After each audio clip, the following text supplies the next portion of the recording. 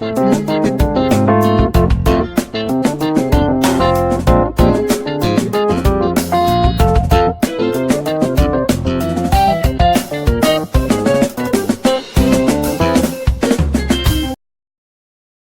everyone, you are welcome to Anchor Network where you get reliable and authentic news that are so crucial to you. I say big thank you to everyone who has been part of this channel and who has taken time to subscribe.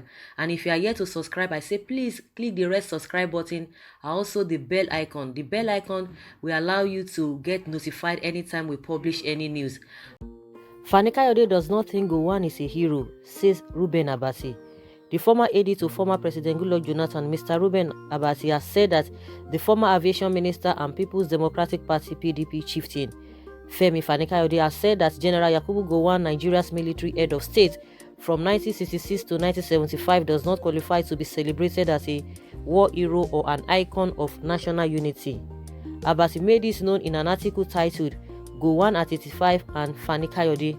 He said that Fani Kayode said Gowon as head of state presided over a war situation where over 3 million Igbos were massacred, and that such war crime does not qualify Gowon to be celebrated as a war hero or an icon of national unity. Indeed, during the Civil War, 1 million Igbo children suffered, many died, others ended up in Gabon and Equatorial Guinea, others died of kwashiorkor, many Igbos perished. In the full article below, General Yakubu Gowon, Nigeria's military head of state from 1966 to 1975, turned 85 on Saturday, October 19, 2019. In a congratulatory message, President Muhammadu Buhari described him as a living legend and a symbol of national unity. The statesman from the presidency gushed the phrases such as visionary leadership style, wisdom, disciplined outlook, elder statesman, simplicity and humility and governance, wide respect. There were other attributes and tributes. The Senate President Ahmed Lawan praised Gowon for defending and preserving the unity and territorial integrity of Nigeria. Asiwaju Bola Tinubu, chieftain of the All Progressives Congress, described Gowon as a statesman and a national icon who contributed enormously to Nigeria's unity and development. Nigeria, he has, owes Gowon a debt of gratitude. Governors of the 36 states of Nigeria also concurred that General Gowon is a rare gift to the state, Nigeria, and the world. On Friday, October 18th, the Institute of Governance and Leadership Studies in Africa organized a birthday dinner in Gowon's where everyone got a chance to say something about his place and legacy in Nigeria history. I attended General Gowon's 80th church service in 2014. I still have the gift item, a towel, distributed by his wife's family and evidence, and I recall that the tributes were effusive then. They are even more so now, indeed more saccharine. But the only man who seems to differ is Femi Fani Kayode. Femi Fani Kayode's father, the historic and imitable man who was popularly known as Fani Power, was one of the key figures in pre-independence and post-independence Nigerian politics, and significantly a miraculous survivor of the July 1996 imbroglio. In many ways, Femi Fani Kayode, known as FFK, has followed his father's footsteps. He doesn't take hostages. He is bold and assertive.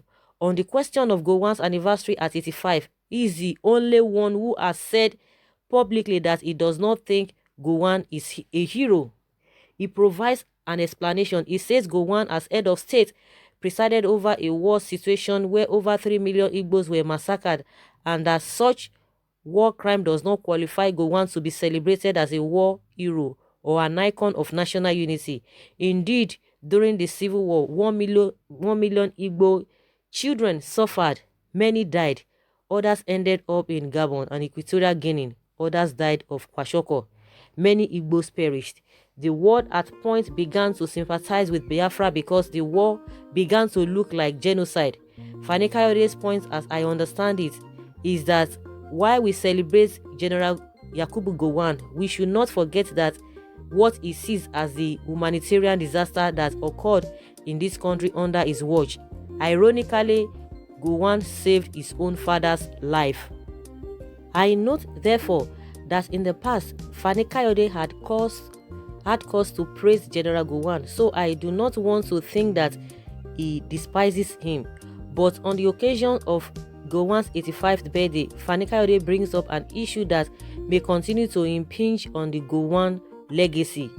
The lazy intellectual definition of the problem will be to say that Fani Kayode is raising the issue of the civil war and Gowon's role because he wants to suck up to egos and defend his access to privileges in the other room, his wife being Igbo, thus romantically embedded as he is in Igbo matters. I consider such thinking absolutely lazy and mischievous. I argue that with or without Femi Fani Kayode's intervention, Gowon's government of Nigeria's civil war would always be part of the conversation around and about his place in Nigeria history. Whatever we know about his subject is available in bits and pieces in the extant bibliography on the Nigerian Civil War, and that is quite a large, cross-border, multidisciplinary and intergenerational bibliography. It is unfortunate that General Gowon himself has chosen to remain silent. He has not written an autobiography. He has left his place in history at the mercy of the definition of others. The most authoritative book on his tenure in office being Isawa Elagwe's Gowon, The Biography of a Soldier Statesman, 1986. Other books include Yakubu Gowon, Faith in United Nigeria by John Digby Clark, 1987. General Yakubu Gowon, The Supreme Commander by Olufemi Ogunsanwo, 2009, and thousands of commentaries in academic journals and periodicals. Gowon owes us an autobiography. The import of Femi Fani Kayode's intervention is how it draws our attention to the fact that long after Gowon would have become an ancestor, his handling of the Civil War would still form the epicenter of his legacy. So why don't we start the debate right now in the general's presence, at a time when he can speak up for himself and enjoy the right of reply? Those who do not know Nigerian history can dust up their books and let's have a conversation. Is Gowon a hero or is villain? Did he preside over a genocide, and is that what defines his place in Nigerian history? Let no one be in any doubt about it. The Civil War, 1966 to 1970, will always be a big question at the heart of Nigerians' politics and inter-ethnic relations. In many ways, there is indeed clear evidence that the war against Igbos has not ended. Nigeria nurses a huge, deep-seated prejudice against the Igbo man. It is the reason why there is so much differing over whether an Igbo president should one day emerge or not. It explains why a Yoruba landlord is reluctant to release his property to an Igbo man in Lagos, even if he ends up doing so in spite of himself for economic reasons. Psychologically, he thinks the Igbo man will spread like cancer and overpopulate the property with his kinsmen, or probably take the property from him. It is also why the Hausa Fulani believe that the Hausa Fulani Igbo rivalry will never end, and that an Igbo presidency will amount to an admission to defeat more than 3 decades after the war. The divisive tendencies in the country at this time take us back in history to the spirit of that same season of anomy. Nigeria's civil war is all about the beingness of Nigeria. Whether indeed a mistake was made in 1914 by the colonialists or not, this is the Nigerian problem. We cannot run away from it. Yakubu Gowon was not the cause of the war, however. He helped to manage it as the man in the saddle at the time it erupted. Nigerians complain about Hausa Fulani hegemony and the threat it poses. Gowon is even an Agnas ethnic extraction from Plateau State. It is facile to argue that he was an agent of the Hausa Fulani hegemonists. But those who cling to that should remember that after the January 1966 coup, led by Nzogu and others, the Irosi interregnum, and the July 1966 counter-coup, it was circumstances rather than design that threw up an Agnes man as Nigeria's head of state. When the civil war broke out, it was Gowon's duty and responsibility to keep Nigeria together. We have a country today because he refused to shirk his responsibility. His training and office required him to defend Nigeria's sovereignty and integrity. We owe the survivor of the Nigeria to Gowon's determination. If he had dropped the ball, Nigeria would have long broken up. Those who refer to him as the father of modern Nigeria are in order to say so. Every believer in the idea of Nigeria must give credit to Gowon for the heavy burden of 1966 to 1970 and how his team of young men kept this country together in the face of the first major test it faced after independence. I use the word team advisedly because Gowon was not alone. Nigeria survived because he had around him, and they were in circulation at the time, men and women who believed in the Gowonian ideology that keeping Nigeria one was a task that must be done. But there is another side to this viewpoint. The Igbos showed great valor in the battlefield.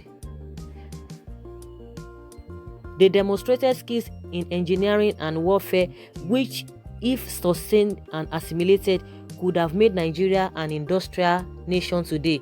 But Nigeria has failed to focus on the strengths and qualities of the people.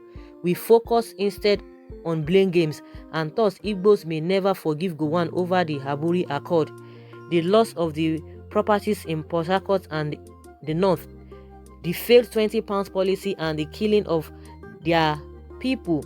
In this regard, in case the comments by Femi Fani-Kayode represent a mindset shared by a group or by others, I submit that it should be subjected to further interrogation to understand it properly.